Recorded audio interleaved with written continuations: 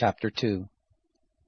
Naomi had a kinsman of her husband's, a mighty man of wealth of the family of Elimelech, and his name was Boaz.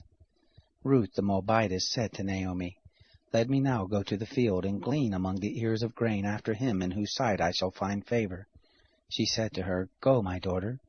She went and came and gleaned in the field after the reapers, and she happened to come to the portion of the field belonging to Boaz, who was of the family of Elimelech. Behold, Boaz came from Bethlehem and said to the reapers, "The Lord be with you." They answered him, "The Lord bless you." Then said Boaz to his servant who was set over the reapers, "Whose young lady is this?" The servant who was set over the reapers answered, "It is the Moabite lady who came back with Naomi out of the country of Moab." She said, "Please let me glean and gather after the reapers among the sheaves." So she came and has continued even from the morning until now, except that she stayed a little in the house. Then said Boaz to Ruth, "Don't you hear, my daughter? Don't go to glean in another field, neither pass from here, but abide here fast by my maidens. Let your eyes be on the field that they reap, and go after them. Haven't I charged the young men that they shall not touch you? And when you are thirsty, go to the vessels, and drink of that which the young men have drawn." Then she fell on her face and bowed herself to the ground, and said to him, "Why have I found favor in your sight, that you should take knowledge of me, seeing I am a foreigner?" Boaz answered her, "It has fully been shown me all that you have done to your mother-in-law since the death of your husband, and how you have left your father and your mother, and the land of your birth, and have come to a people that you didn't know before.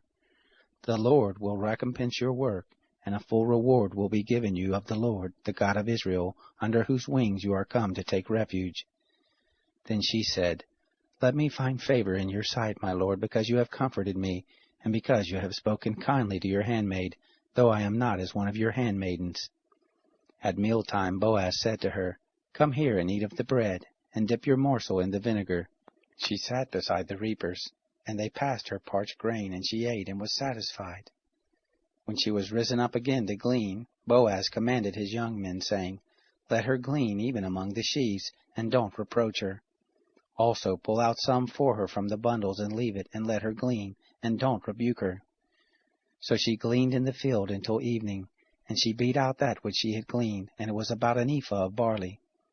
She took it up, and went into the city, and her mother-in-law saw what she had gleaned, and she brought forth and gave to her that which she had left after she was satisfied. Her mother-in-law said to her, "Where have you gleaned today, and where have you worked? Blessed be he who did take knowledge of you."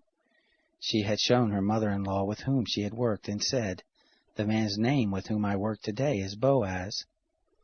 Naomi said to her daughter-in-law, "Blessed be he of the Lord, who has not left off his kindness to the living and to the dead." Naomi said to her, "The man is a close relative to us, one of our near kinsmen."